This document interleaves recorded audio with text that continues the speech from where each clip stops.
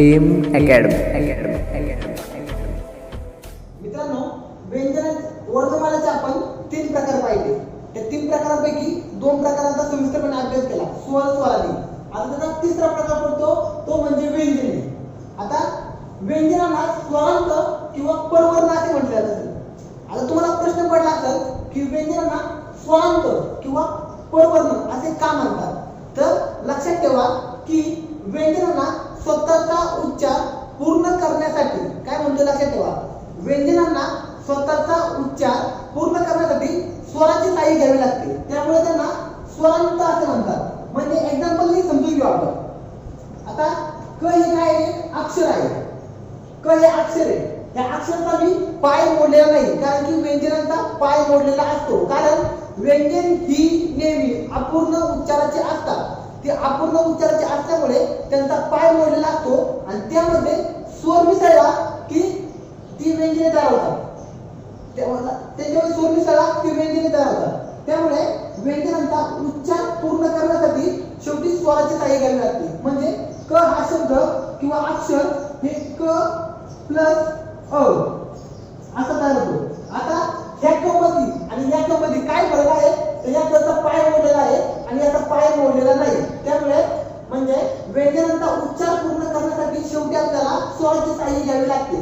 त्यामुळे त्यांना स्वरांत असे म्हणतात. किंवा व्यंजने उच्चार पूर्ण करण्यासाठी स्वरावर अवलंबून असतात. त्यामुळे त्यांना परवर्ण असे सुद्धा म्हटले जाते. लक्षात ठेवा, व्यंजनांचा उच्चार पूर्ण करण्यासाठी ती स्वरावर अवलंबून असतात. त्यामुळे त्यांना परवर्ण असे सुद्धा म्हटले जाते. आता व्यंजनांचे प्रकार. व्यंजनांचे एकूण 6 प्रकार पडतात. पहिला प्रकार पडतो तो म्हणजे स्पर्श व्यंजने, दुसरा प्रकार म्हणजे अर्धस्वर, तिसरा प्रकार म्हणजे महाप्राण, चौथा प्रकार म्हणजे संयुक्त व्यंजने, पाचवा प्रकार म्हणजे द्राविड वर्ण आणि 6वा प्रकार म्हणजे उष्मे किंवा घर्षक. आता यामध्ये आपण व्यंजनांचा पहिला प्रकार पाहू तो म्हणजे स्पर्श व्यंजने. स्पर्श व्यंजन. आता आपण त्याचा पहिला प्रकार पाहू तो म्हणजे स्पर्श व्यंजने. आता तुम्हाला प्रश्न पडला असेल की स्पर्श व्यंजने एकूण किती, तर स्पर्श व्यंजने एकूण 25 आहेत. एकूण 25 स्पर्श व्यंजने आहेत. मग ती कोणती? आता मी जी लिहिलेली आहे त्याला आपण काय म्हणतो, स्पर्श व्यंजने. हा 5 पद्धत आहे. 5, 10, 15, 20 आणि 25 एकूण 25 स्पर्श व्यंजने आहेत. तर ही स्पर्श व्यंजने लक्षात कसं ठेवायचं, तुम्ही क ख वगैरे शिकले आहात तेव्हा लक्षात ठेवता तुम्हाला सोपं जाईल. परंतु आता ते शिकलेलं भरपूर कालावधी लुटून गेला आहे. तुम्ही पहिली दुसरी मध्ये शिकला असाल तर ते लक्षात ठेवण्यासाठी तुम्हाला सोपा उपाय सांगतो की आपण कधी शाळेमध्ये असताना एखाद्या गोष्टीच्या कोणत्याही गोष्टीच्या प्रेमात पडलो तर आपण काय म्हणतो की कचाट्यात पडलो. म्हणजे कचाट्यात पडलो याचा अर्थ क चा त्या त पडलो. म्हणजे सर्व स्टार्टिंग लक्षात ठेवा आणि त्यानुसार क ख ग घ न ह्याला न म्हणतात. वर्णमालेमध्ये तुम्हाला ड सारखा जो दिसतो त्याला न म्हणतात. त्यानंतर च छ ज झ न, ट ठ ड ध न, त थ द ध न, प फ ब भ म ही एकूण 25 स्पर्श व्यंजने आहेत. मग आता पुढचा प्रश्न असा पडतो की स्पर्श व्यंजनांचे प्रकार किती, तर स्पर्श व्यंजनांचे एकूण 3 प्रकार पडतात. लक्षात घ्या, स्पर्श व्यंजनांचे 3 प्रकार पडतात. पहिला प्रकार पडतो तो म्हणजे कठोर व्यंजने. कोणता? कठोर व्यंजने. त्या कठोर व्यंजनांना आपण श्वास किंवा आघोष वर्ण असे सुद्धा म्हणतो. काय म्हणतो?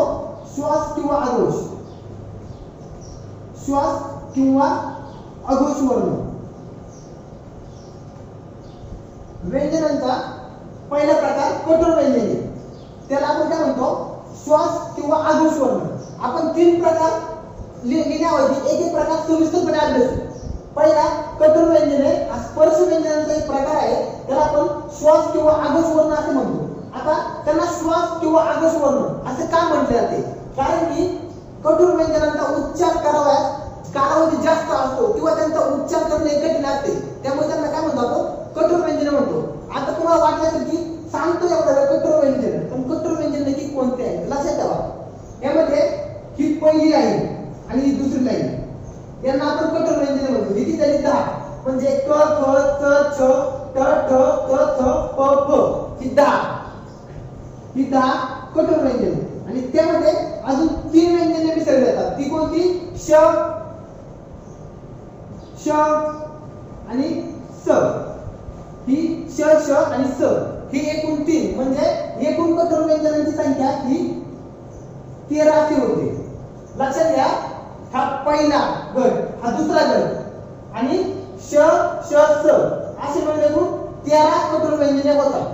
त्यानंतर व्यंजनाचा दुसरा प्रकार पडतो तो म्हणजे मृदू व्यंजने. मृदू व्यंजने. आता मृदू व्यंजनांना नाद किंवा घोषवर्ण असे म्हटले जाते. काय म्हणतात? नाद किंवा घोष. मृदू व्यंजनांना नाद किंवा घोषवर्ण असे सुद्धा म्हटले जाते. काय म्हटले जाते? नाद किंवा घोष. आता मृदू, नाद वर्ण किंवा घोष वर्ण म्हणजे काय? आता असा नवीन प्रश्न. तर मृदू वर्ण म्हणजे ज्यांचा उच्चार करावयास कमी कालावधी लागतो किंवा जे उच्चारणात सोपे असतात त्यांना आपण काय म्हणतो? तर मृदू वर्ण म्हणतो किंवा नाद किंवा घोष वर्ण म्हणतो.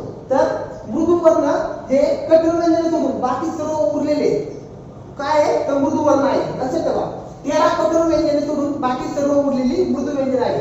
आता व्यंजनाचा तिसरा प्रकार पडतो तो म्हणजे अनुनासिके. अनुनासिके. आता त्या अनुनासिकांना परसवर्ण असं सुद्धा म्हटलं जाते. काय? परसवर्ण. अनुनासिकांना परसवर्ण असं सुद्धा म्हटलं जाते. मी तुम्हाला परसवर्ण का म्हणतात ते समजून सांगतो. त्या अगोदर मराठी वर्णमालेमध्ये एकूण अनुनासिके किती आहे आणि ती कोणती आहे हे समजून घ्या. हा जो शेवटचा गट शिल्लक राहिला यांना काय म्हणतो आपण? अनुनासिक म्हणतो. न, न, न, न, म ही काय? अनुनासिके. आता अनुनासिके म्हणजे काय? तर ज्या स्वरांचा किंवा ज्या व्यंजनांचा उच्चार नाकाबरोबर, तोंडाबरोबर, नाकामधून सुद्धा होतो. म्हणजे ज्या वर्णाचा उच्चार करण्यासाठी आपल्याला तोंडाबरोबर नाकाचे सुद्धा सहाय्य घ्यावे लागते त्याला आपण अनुनासिके असे म्हणतो. मग एकूण पेपरला भरपूर वेळा क्वेश्चन विचारण्यात आलेला आहे की मराठी वर्णमालेमध्ये एकूण अनुनासिके किती? तर मराठी वर्णमालेमध्ये एकूण 5 अनुनासिके आहेत. लक्षात ठेवा, मराठी वर्णमालेमध्ये एकूण 5 अनुनासिके आहेत. मग त्या अनुनासिकांना परसवर्ण असे का म्हणतात हा प्रश्न मी. अनुनासिकांना परसवर्ण असे म्हणतात कारण की आपण अनुस्वराच्या ऐवजी, लक्षात घ्या, आपण अनुस्वराच्या ऐवजी अनुनासिकेचा वापर करू शकतो. त्यामुळे अनुनासिकांना परसवर्ण असे म्हणतात. एक्झाम्पल घ्या,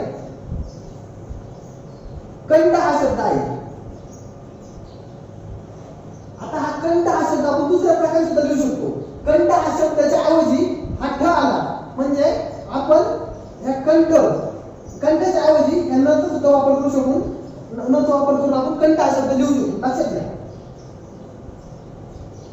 कंठ म्हणजे परसवर्ण म्हणजे अनुस्वराच्या ऐवजी आपण अनुनासिकेचा वापर करू शकतो. त्यामुळे अनुनासिकांना परसवर्ण असे म्हणतात. फक्त मराठी वर्णमालेमध्ये फक्त आपण अनुनासिकांचाच वापर अनुस्वराच्या ऐवजी करू शकतो. हा एकमेव हे 5 अनुनासिके आहेत. त्यानंतर आपण व्यंजनाचा दुसरा प्रकार पाहणार आहोत तो म्हणजे अर्धस्वर.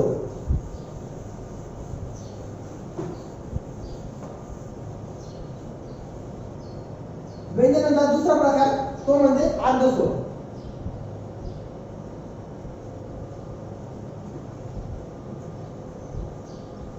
आता अर्धस्वराला आपण अंतस्थ असे म्हणतो. काय म्हणतो? अंतस्थ. अर्धस्वराला आपण अंतस्थ असे म्हणतो. आता अर्धस्वर म्हणजे काय हा मूळ प्रश्न. आता अर्धस्वर म्हणजे स्पर्श व्यंजने आणि उष्मे.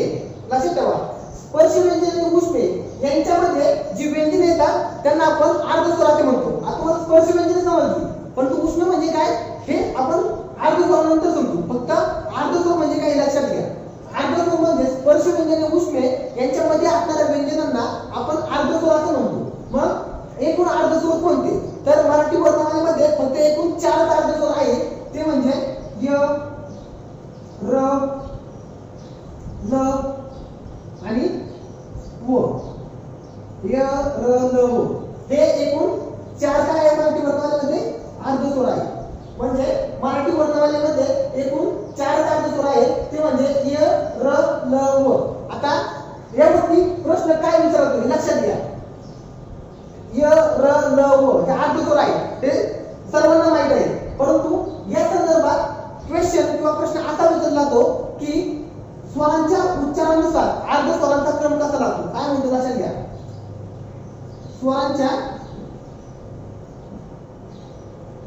उच्चारानुसार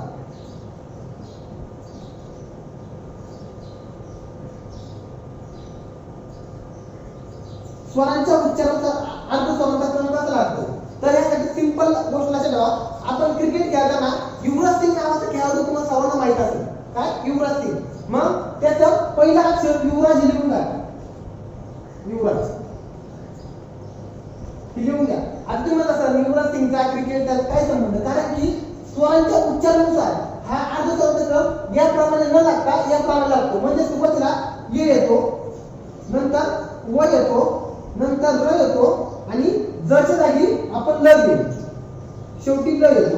आता तुम्ही म्हणताल की य व र ल यामध्ये सूर कोणता आहे शेवट अ हा सूर निघतो तसे नाही. येच्या इथं ई हा सूर निघतो म्हणजे एचा उच्चार ई प्रमाणे केला जातो वचा उच्चार उ प्रमाणे होतो रचा उच्चार रू प्रमाणे होतो आणि रचा उच्चार रू प्रमाणे होतो आणि लचा उच्चार लू प्रमाणे होतो. अशा प्रकारे य व र ल यांचा उच्चार केला जातो. हा प्रश्न IMP आहे नोट डाऊन करून घ्या. एकदम IMP प्रश्न आहे. स्वरांच्या उच्चारानुसार अर्धस्वरांचा क्रम य व र ल युवराज लक्षात ठेवा त्यांच्यानुसार त्यांचा क्रम लागतो. यचा ई वचा उ रचा रू आणि लचा लू. वाटलं तर मराठी वर्णमाला पहा त्याच्यामध्ये यांचा क्रम असाच दिसेल तुम्हाला. त्यानंतर यामध्ये आता र आणि ल काय र आणि ल ही दोन महत्त्वाचे वर्ण असतात. यामध्ये र आणि ल या दोन वर्णांना द्रवयुक्त वर्ण म्हटले जाते. काय द्रवयुक्त र आणि ल यांना द्रवयुक्त वर्ण म्हटले जाते. यामध्ये र आणि ल यांना द्रवयुक्त वर्ण म्हटले जाते. हा क्वेश्चन वारंवार विचारला जातो. द्रवयुक्त वर्ण कोणते तर मराठी वर्णमालेमध्ये र आणि ल हे दोन द्रवयुक्त वर्ण आहेत. तर याचप्रमाणे र हा जो घटक आहे जो व्यंजन आहे तो अत्यंत महत्त्वाचा आहे कारण की र ला आपण कंपित वर्ण असे सुद्धा म्हणतो. कंपित कारण की र चा उच्चार करताना कंपन पावते म्हणजे र बघा असा र बिरतो म्हणजे तो कंपन पावतो म्हणजे र चा उच्चार करताना कंपन पावते त्यामुळे त्याला कंपित वर्ण म्हणतात किंवा त्याला दंड नसलेला वर्ण म्हणतात. काय दंड नसलेला वर्ण.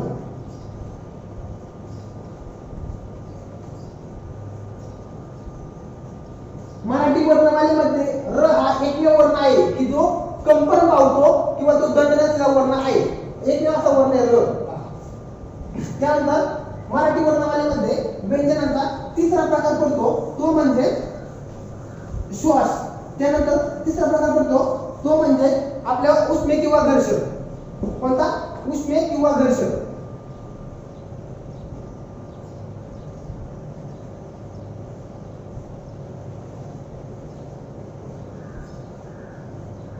आता तुम्हाला उष्मे किंवा घर्षक म्हणजे काय यावर प्रश्न पडला असेल तर लक्षात घ्या उष्मे किंवा घर्षक म्हणजे ज्यांचा उच्चार करताना लक्षात घ्या उष्मे किंवा घर्षक म्हणजे ज्यांचा उच्चार करताना उष्णता निर्माण होते त्यांना आपण काय म्हणतो उष्मे किंवा घर्षक. म्हणजे उष्मे किंवा घर्षक म्हणजे ज्या व्यंजनांचा उच्चार किंवा ज्या वर्णाचा उच्चार करताना उष्णता निर्माण होते. उष्णता निर्माण होते त्यांना आपण काय म्हणतो उष्मे किंवा घर्षक म्हणतात. मग मराठी वर्णमालेमध्ये एकूण असे 3च वर्ण आहेत की ज्यांचा उच्चार करताना उष्णता निर्माण होते. ते कोणते तर श श आणि स. श श आणि स हे असे 3च वर्ण आहेत की ज्यांचा उच्चार करताना उष्णता निर्माण होते त्यामुळे त्यांना उष्ण वर्ण असे म्हणतात. मग यामध्ये प्रश्न विचारला जातो की उष्ण वर्णांना काय म्हणतात तर घर्षक म्हणतात. मग उष्ण वर्ण किती आहेत 3 आणि ते कोणते श श स एवढाच प्रश्न विचारला जाऊ शकतो. याच्या पलीकडे कुठलाही प्रश्न यावर विचारला जात नाही. त्यानंतर पुढचा 4था प्रकार घ्या व्यंजनांचा तो म्हणजे महाप्राण.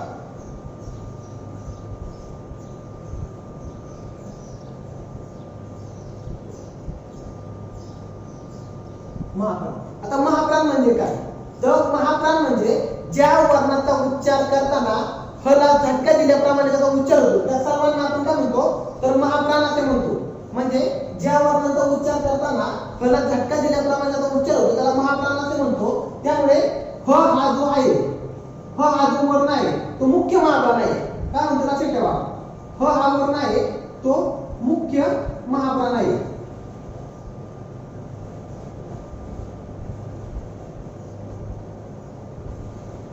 वर्ण आहे तो मुख्य महाप्राण आहे. मग आता यामध्ये लक्षात ठेवा ह जो वर्ण आहे तो काय मुख्य महाप्राण आहे. मग एकूण महाप्राण किती एक आहे का नाही तर एकूण महाप्राण 14 आहे. मग आता तुम्हाला एकच आहे तुम्ही म्हणतात मग राहिलेले 11 कोणते तर त्यामध्ये श आणि स हे तीन उष्मे किंवा घर्षक यांचा पण समावेश महाप्राणामध्ये केला जातो. लक्षात ठेवा ह हा मुख्य महाप्राण आहे. श स हे उष्मे किंवा घर्षक यांचा सुद्धा महाप्राणामध्ये समावेश केला जातो. श स हे मुख्य महाप्राण आहे त्यांचा समावेश सुद्धा महाप्राणामध्ये केला जातो. श स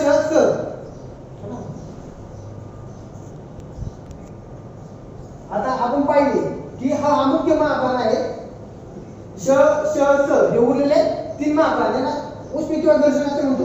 आता ह्या संयुक्त व्यंजनामध्ये स्पर्श व्यंजन म्हणतात. स्पर्श व्यंजनामध्ये हा दुसरा गट आणि हा चौथा गट ज्याचा उच्चार करताना आपण हलगत केलेल्याप्रमाणे करू. लक्षात घ्या क चा उच्चार करताना अ हा स्वर होतो तर ख ह चा उच्चार होतो त्याला ग चा उच्चार करताना अ होतो आणि घ ह होतो. म्हणजे हा दुसरा आणि चौथा जो पार्ट आहे दुसरा किंवा चौथा यांचा उच्चार करताना सुद्धा ह चा उच्चार होतो. म्हणून हे 5 5 हे 10 आणि हे 3 13 आणि हा एक 14 म्हणजे एकूण 14 महाप्राण आहे. तर पुढचा प्रकार पडतो तो म्हणजे द्राविडियन वर्ण.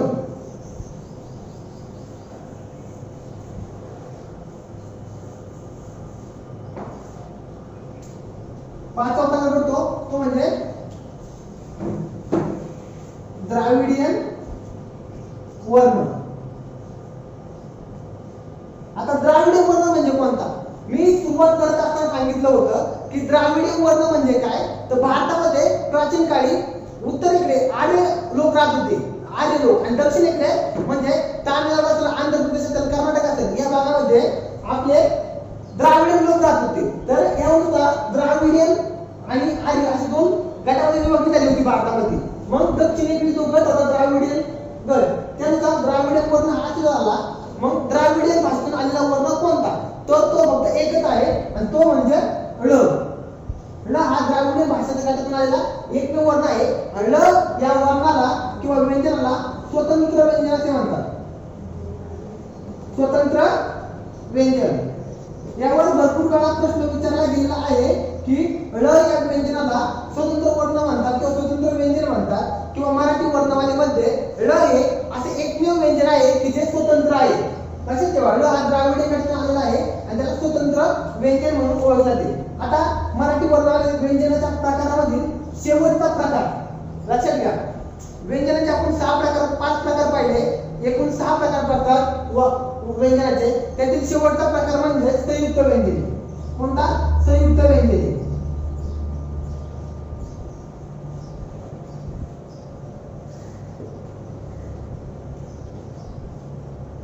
आता संयुक्त व्यंजने म्हणजे काय हे सुद्धा आपण सुरुवातीला पाहिलेलं आहे की संयुक्त व्यंजने म्हणजे काय. संयुक्त व्यंजने म्हणजे ज्या व्यंजन 2 किंवा 2 पेक्षा अधिक व्यंजनांपासून जे व्यंजन तयार होते त्याला संयुक्त व्यंजन असे म्हणतात. मग एकूण फक्त मराठी वर्णमालेमध्ये 2च संयुक्त व्यंजने आहेत. ती कोणती तर ती म्हणजे पहिलं म्हणजे क्ष आणि दुसरं म्हणजे ज्ञ. आता तुम्ही लक्षात घ्या क्ष आणि ज्ञ यांना आपण संयुक्त व्यंजन असं का म्हणतो. मी व्यंजन असल्यामुळे त्यांचा पाय मोडलेला आहे. त्यांच्यामध्ये ज्यावेळेस स्वर मिसळल त्यावेळेस त्यांना अक्षर प्राप्त होईल आणि त्यानुसार ते अक्षर करेल. व्यंजन नेहमी अपूर्ण उच्चाराचे असतात त्यामुळे त्यांचा पाय मोडला जातो. मग क्ष हे जे व्यंजन आहे ते कोणत्या 2 व्यंजनापासून तयार झालेले आहे लक्षात घ्या. क्ष हे व्यंजन क अधिक श ह्या 2 व्यंजनापासून तयार झालेले आहे. त्यांच्यामध्ये अ मिसळला म्हणजे लक्षात घ्या त्यांच्यामध्ये जेव्हा अ मिसळला राहील त्यावेळेस ह्या क्षचा पाय मोडला जाणार नाही. त्यावेळेस ते पूर्ण उच्चाराचे होईल आणि ते व्यंजनांना स्वरानुसार अर्थ प्राप्त होईल. आणि ज्यावेळेस अ हा मिसळला जाणार नाही त्यावेळेस नेहमी क्षचा सुद्धा पाय मोडला जाईल. आता ज्ञ हे दुसरं संयुक्त व्यंजन आहे. मग ज्ञचा उच्चार हा कशापासून होतो किंवा कोणत्या व्यंजनापासून ज्ञ हे व्यंजन तयार झाले आहे. ज्ञचा सुद्धा पाय मोडलेला आहे लक्षात घ्या. मग ज्ञ हे व्यंजन द अधिक न अधिक